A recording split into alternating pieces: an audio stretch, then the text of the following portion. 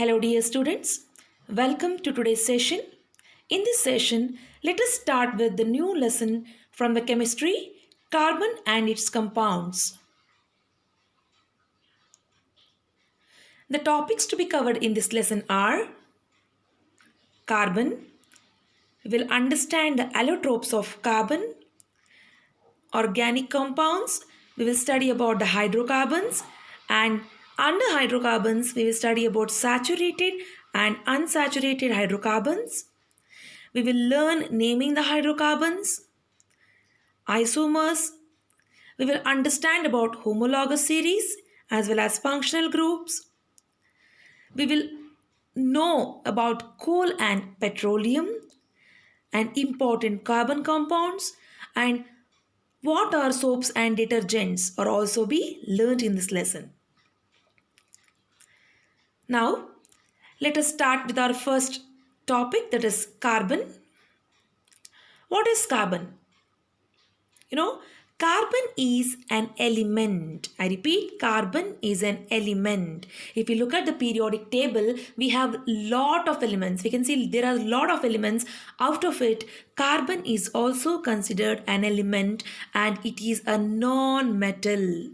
I repeat, carbon is a non-metal.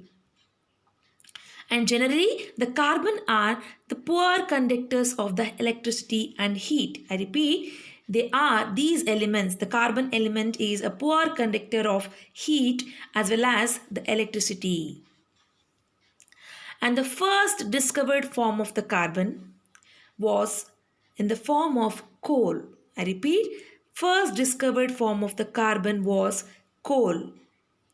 And only the Earth's crust has only 0.02% of carbon, even though we have a separate chapter for carbon. The amount of carbon present in the Earth crust is very less, very less. Even though we have a separate chapter for the carbon, that means you imagine how immense the carbon is being present in various compounds. That is very, very important. Hence, we have the separate chapter for the carbon. And if you take or if you look at the atmosphere, in the atmosphere only 0.03% of carbon is present. It is in the form of carbon dioxide. Even though we are talking about the level of carbon dioxide is increasing or the global warming is increasing, right? In spite of all these, the small amount of carbon is present in the nature. The importance of carbon seems to be very immense. That means the presence of carbon in the atmosphere. The presence of carbon in the atmosphere seems to be very immense. And in this chapter, we are going to learn about what is the carbon, what are the properties of carbon, and which are the compounds which are made out of carbon. All those things we will be learning in this lesson. Clear? So what we have learned so far, we have learned an introduction, small introduction about the carbon. That is, we come to know that the carbon is a non-metal and they're generally the poor conductors of heat and electricity. And the first discovered form of the carbon was in the form of coal.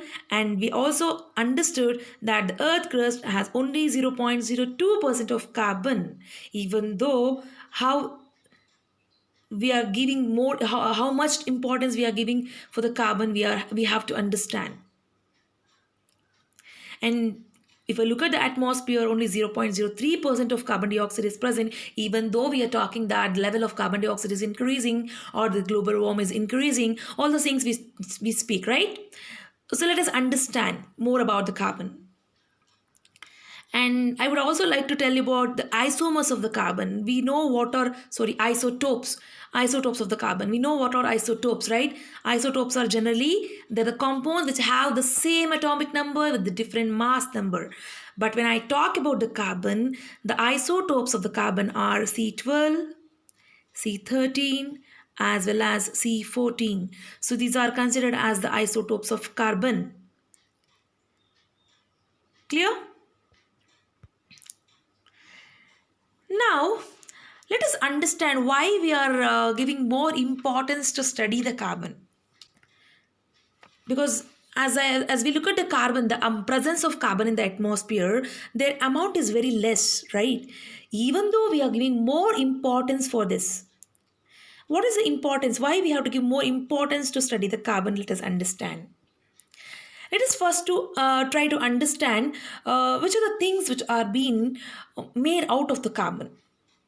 Okay, so let us look at some of the examples. So if you look at this is a coal, correct? The coal is also made out of carbon. If you look at the diamond, where is the diamond present? Most of the women they wear in the jewelry, right? So this diamond is also a carbon. And petroleum products like diesel, petrol, kerosene, all they are considered to be the carbon. And the sugar we eat, it also contain the carbon compounds. The carbon atoms are present in the sugar. Clear? And the plastic, whatever the plastics we use, the cover, bottle, so many things are there, right? Which are made out of the plastic. All those are the compounds of carbon.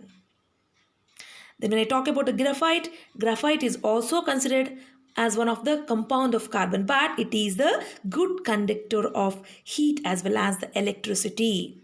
There is only exceptional for the graphite, because as I told, the carbon as a poor conductor of heat and electricity, we have exception for the graphite, because graphite is the good conductor of heat and electricity. Clear?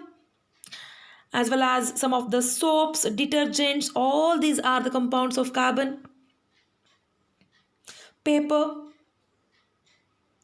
If we talk, we will be go on talking. There are n number of products which are made out of the carbon, right? So that is the reason that we give more importance to study the carbon, because if you are going to study something that will be having more importance in the atmosphere or the nature, right? So as the carbon is having more importance, its role is very immense, we are giving more importance to study the carbon, right? Clear? So in my next video, I'll be telling you why carbon is so special. Let us understand why the carbon is considered as so special. Okay? Thank you.